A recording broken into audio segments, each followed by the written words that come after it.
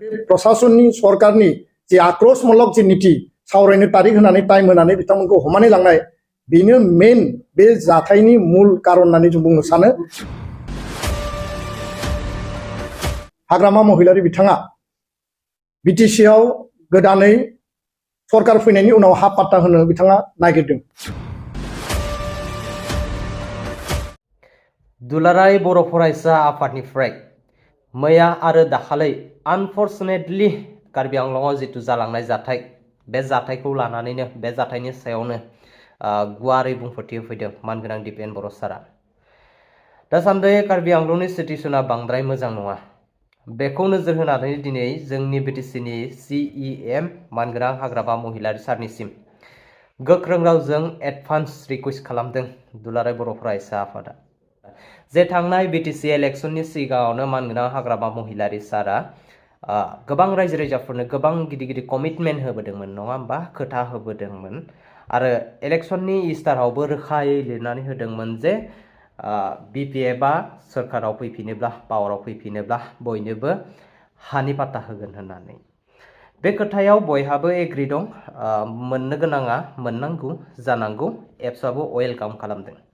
नाथाय मोनसे खोथाया बेसो जे जोंनि 6 शिड्युल एरियायाव हा पाट्टा होनायनि सिगां बे सुबुङा भारतीय नागरिक नंगौना नङा, थागिबि सुबुं नंगौना नङा आरो 2003 नि सिगां बेहा आबै आबौ आजै आजै दंना गैयामोन, बिमा बिफा दंना गैयामोन, बेफोर गासैखौबो मोजाङै नायबिजिरखांनायनि उनावसो हानि पाट्टाखौ होनांगौनि खोथा बुंदों। आरो जायफोरा मोनथावना नङा बिथांमोननो होयोब्ला बेनि हेंथायै दुलाराय बर' फरायसा आफादा गोख्रों भाबै गसंथेगोनखौ रोखायै बुंदों मानगोनां दिपेन बर' सारा। सोनाब कार्बि आंलं जिल्लानि खेर'नि आरो दंकामुकाम जे हाजोआरि जिल्ला कार्बि आंलंनि बेयाव थांनाय 22 तारिख आरो मैया 23 तारिख जे दुखुनांथाव आरो आनवान्टेड जिखिनि सिटुएशन बेखौ दुलाराय बर' फरायसा आफादा आनफर्चुनेट आरो बे जाथायखौ जोङो गोथौयै दुखु मोननाय जोङो फोरमायदों। कारन बे जाथायनि गेजेरजों जों मैया जिखौ मिथिबाय जे सानै कार्बि माने सुबुं जायफोर प्रटेस्टार्समोन,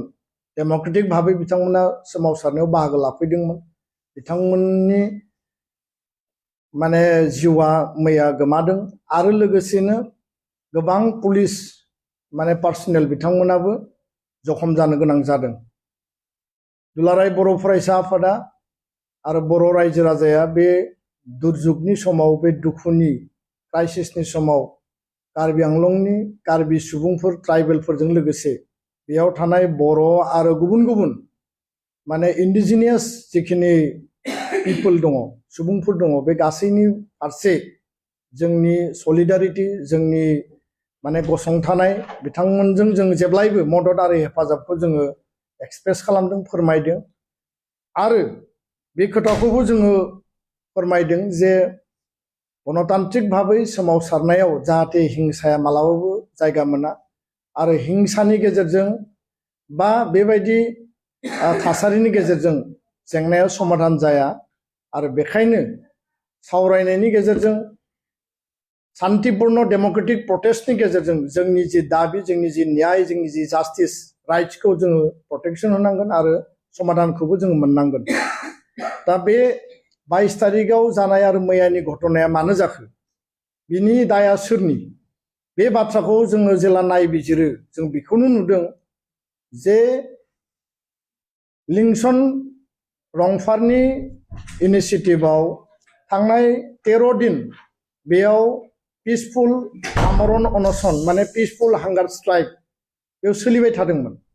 आरो मेन कारना दाबिया जाबाय जे कार्बि आंलंआव थानाय हा हुखौ रक्षणाबेक्षण होनांगौ आरो खेर'नियाव थानाय PGR VGR हाखौ माने बेयाव थानाय सुबुंफोरखौ एभिक्शन खालामनानै बे हाखौ प्रटेक्शन खालामनांगौ, जे हाया ट्राइबेलनि बा 6 शिड्युलनि। दा बिथांमोना जि माने डेम'क्रेटिक हांगार स्ट्राइकआव दंबाय थायोमोन आरो बेखौबो मिथिदों जे 22 तारिखनि 4टा बाजियाव बेलासियाव कार्बि आंलं अट'नमास काउन्सिलनि CEM तुलिराम रंहां बिथाङा सावरायगोन प्रटेस्टारफोरजों बा आन्दोलनकारिफोरजों किन्तु बिनि फुंबिलियावनो फुंनि 3टा बाजियावनो पुलिस प्रशासन बाहायनानै कुनु खोथा गैया बाथ्रा गैया बेयाव थानाय सुबुंफोरखौ लिंसन रंफार आरो 7 जन सुबुंखौ हमनानै लानानै थाङो आरो बे हमनानै लानानै थांनाय लोगो लोगोनो बेयाव मोनसे हुलुस-थुलुस परिबेस मोनसे सृष्टि जायो जे शान्तिपूर्ण गणतान्त्रिक आन्दोलनाव थानाय सुबुंफोरखौ सावरायनो तारिख होनानै टाइम होनानै आरो 12-13 दिनालागै सावरायाबासिनो थानानै हठातनो बिथांमोनखौ मानो मान लाना थांखो उनाव सरकारा बुंबाय जे बिथांमोननि देहाया नोरिया जानायनि थाखाय बिथांमोनखौ ट्रिटमेन्टनि थाखाय GMC लाबोदों किन्तु आसरित खोथा डिफु मेडिकेल कलेज दङ नगाव मेडिकेल कलेज दङ माने सिभिल हस्पिटाल दङ गुबुन गुबुन दङ बे थासेयावबो मा कारणाव फुंनि 3टा बाजियाव बे डाक्टार नार्स लांनानै बेयाव सेलाइन ट्रिटमेन्ट खालामनो हायोमोन जाथाय बे प्रशासननि सरकारनि जे आक्रोशमूलक जे नीति सावरायनो तारिख होनानै टाइम होनानै बिथांमोनखौ हमनानै लांनाय बेनो मेन बे जाथायनि मूल कारन होननानै जों बुंनो सानो आरो बिथांमोना जास्टिस न्याय नागिरनानैसो दिनै बे आमरण अनसनाव बिथांमोना जिरायदोंमोन बे जाथायखौ लानानै दुलाराय बर' फरायसा आफादा जोङो स्ट्रंलि आसाम सरकारखौ आरो जोंनि जेसेबां मोनथाम काउन्सिल दं आसामाव जे Karbi Anglong council Dima Hasao council BTC council मोनथाम काउन्सिलनि सिङाव थानाय जोंनि 6 शेड्युलनि जे अस्तित्व 6 शेड्युलाव थानाय ट्राइबेलफोरनि अस्तित्वनि बाथ्रा जोंनि आइडेन्टिटिनि बाथ्रा जोंनि ट्राइबेल बेलेन्स ब्लकनि बाथ्रा बे गासैखौबो रैखाथि होनांगौआ काउन्सिलनि दायित्व कारण आर्टिकल 244(2) आव स्पष्टयै लिरनाय दङ जे 6 शेड्युलआ मोनसे अट'नमास मोनसे काउन्सिल जे काउन्सिला माने गावहानो लेन्ड राइट आरो गावहानो लेजिस्लेटिभ एक्जिकिउटिभ बे पावारफ्रा दङ आरो बेखायनो आसाम सरकारा बिनि सायाव बेबस्था लानांगौ 6 शेड्युलनि सरकारा बिनि सायाव बेबस्था लानांगौ किन्तु दिनै कार्बि आंलंआव जि जाथाय जाबाय बे जोबोद दुखुनांथाव आरो बे मोनसे आनवान्टेड सिचुएशन आरो दिनै जोङो नुदों जे बिथांमोनजों सावरायनांगौमोन डायलग बिथांमोनजों एमिकेबल नेगोसिएशन सल्युशन दिहुननांगौमोन किन्तु सरकारनि आक्रोशमूलक नीतिनि थाखाय बे घटनाया जादों दा बेखायनो गुबुन मोनसे बिथिङाव दिनैनि बे प्रेस बिबुंसारनि गेजेरजों जोङो क्लियारलि बुंनो नागिरदों जे जोङो खोनाबाय थादों BTCनि मानगोनां चिफ हाग्रामा महिलारि बिथाङा BTCआव गोदानै सरकार फैनायनि उनाव हा पाट्टा होनो बिथाङा नागिरदों आरो जायफोरा हा गैजाया जायफोरनियाव हानि डकुमेन्टस गैया बिथांमोननो हा पाट्टा होनो नागिरनाय जि रिजोल्युसन डिसिसन बेखौ जों वेलकाम खालायो कारण थांनाय समावबो थांनाय सरकाराबो माखासे हा पाट्टा बिथांमोनाबो होनानै गालांदों किन्तु खोथाया जाहैबाय जे BTCनि 6 शेड्युलनि हाखौ होनो थांनायाव हा पाट्टा होनो थांनायाव जाहाथे बेयाव बे खोथाया स्पष्ट जायो जे रियेल इन्डियान सिटिजेना सोर प्रकृत भारतीय नागरिकआ सोर आरो लोगोसेनो 2003नि सिगां बेयाव ट्राइबेलजों लोगोसे बनाफाइड जायफोर सेटलार सिटिजेन्सफोर दङमोन बेयाव एसामिस इन्डिजिनियासआनो जा गुबुन गुबुन हारि माहारियानो जा कारण BTC 6 शेड्युलाव लिरनाय दङ जे ट्राइबेलनि अधिकाराबो प्रटेक्शन थागोन एज वेल एज नन ट्राइबेलनि अधिकाराबो बेयाव प्रटेक्शन थागोन किन्तु खोथाया जाहैबाय रियेल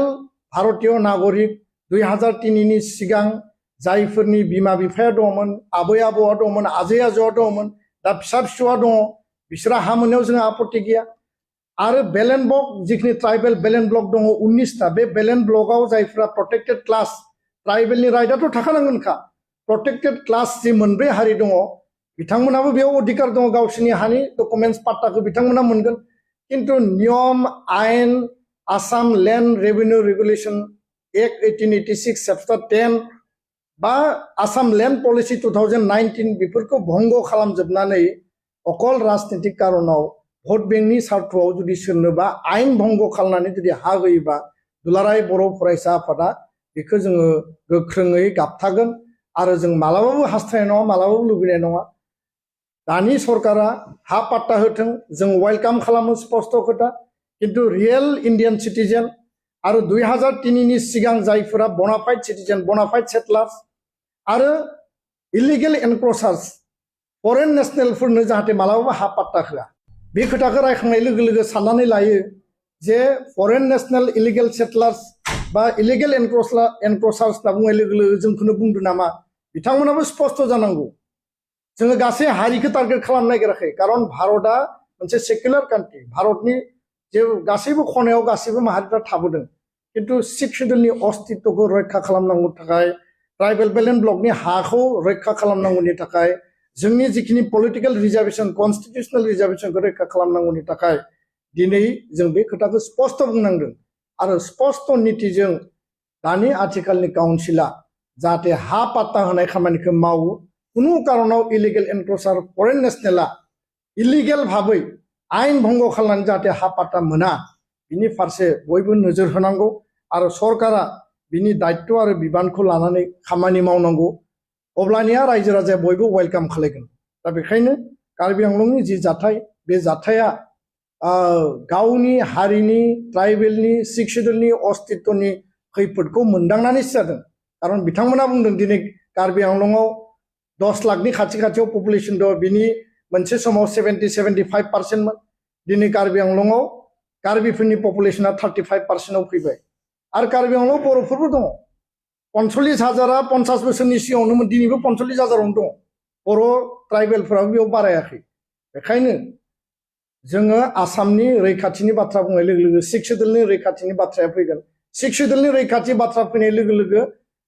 गासै आसामनि ट्राइबेल बेल्ट एन्ड ब्लकनि रैखाथि गासै बर'फोरनि आसामाव रायजो जानाय बिसोरनि रैखाथिनि बाथ्रा आरो सिख शेड्युलाव रायजो जानाय ट्राइबेल माहारिनि बाथ्राया बेयाव फैयो बेखिनि खोथाखौनो दिनै बुंबाय आरो फैबाय थानाय समाव कार्बि आंलंआव जाहाथे गोजोन सान्थि परिबेसा आरोबाव माने